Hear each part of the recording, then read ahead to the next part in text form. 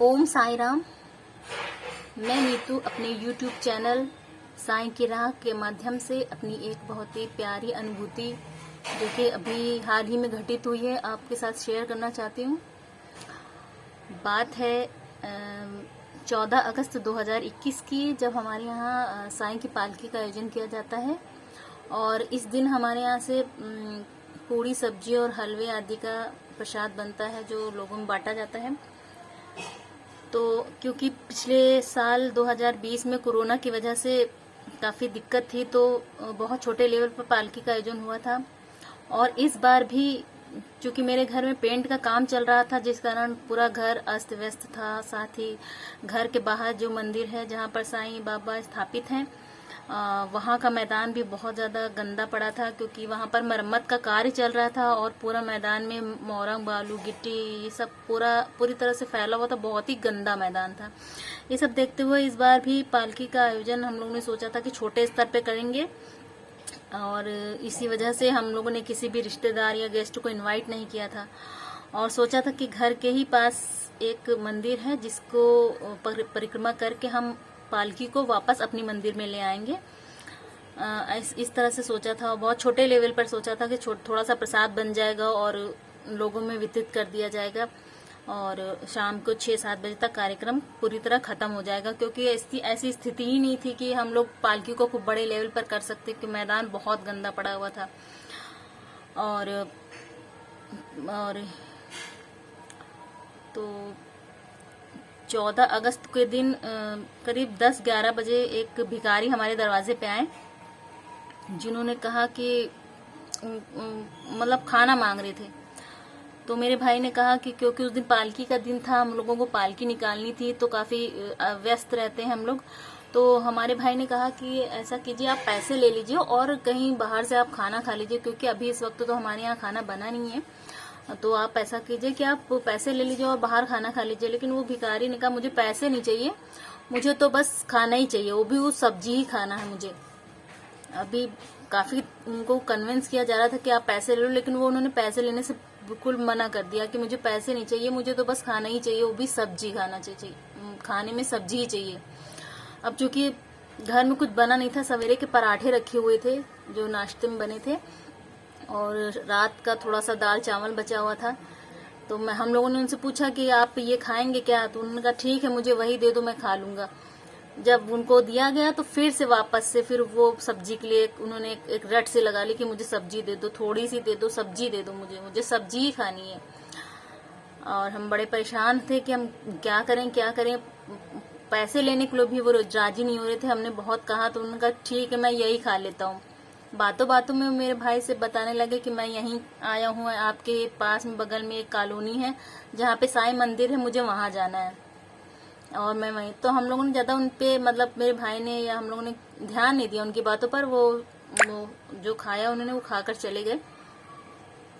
उसके बाद क्योंकि मैदान बहुत गंदा पड़ा हुआ था और कुछ ऐसा लग नहीं रहा था कि आज पालकी निकलनी है या पालकी का दिन है, बिल्कुल बहुत ठंडा माहौल था कि तभी मेरे घर में उस भिखारी के जाने के कुछ समय के बाद 2 महिलाएं हमारे घर में प्रवेश करती हैं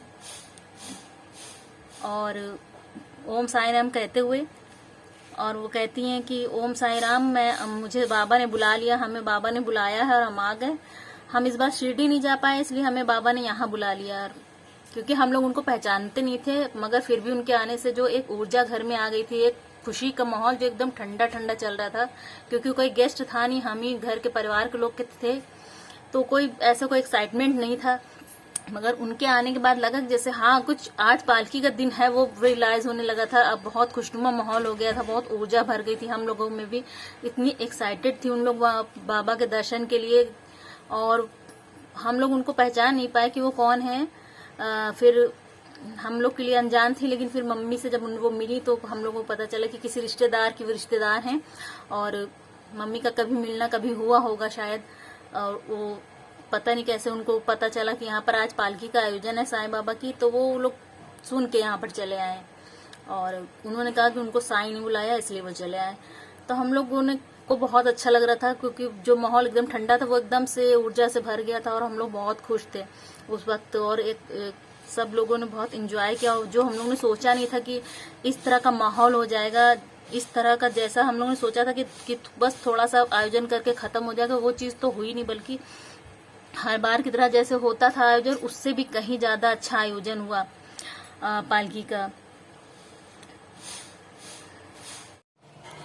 खूब साईं के भजन हुए, खूब सारा गाना बजाना हुआ, बहुत अच्छा हुआ, बहुत अच्छा माहौल हुआ, बहुत हम लोग ने एंजॉय किया। और रात के 10-11 बज गए थे, कहाँ सोचा था कि रात के 6-7 बजे तक कार्यक्रम खत्म हो जाएगा, लेकिन ऐसा कुछ भी नहीं हुआ, बल्कि 10-11 बज गया हम लोगों को ये प्रोग्राम करते हुए। और खैर जब प्रोग्राम खत्म हो चुका था उसके बाद हम पूरा परिवार बैठा था, बातें कर रहे थे, तो हमने रियलाइज किया इस बात को कि मतलब ऐसा कैसे हो गया। हम लोगों ने तो ऐसा कुछ सोचा ही नहीं था कि इतना बढ़िया हो जाएगा। और उस भिखारी का आना, सब्जी खाने की जिद करना और साईं मंदिर की बात करना, सब मतलब। और फिर उसके बाद अचानक उन दोनों महिलाओं का आना, और जो मैदान इतना गंदा पड़ा हुआ था, दोपहर तक पूरी तरह से साफ सुथरा, दीवारों पर पेंट हो चुका था, साफ सुथरा माहौल हो गया था।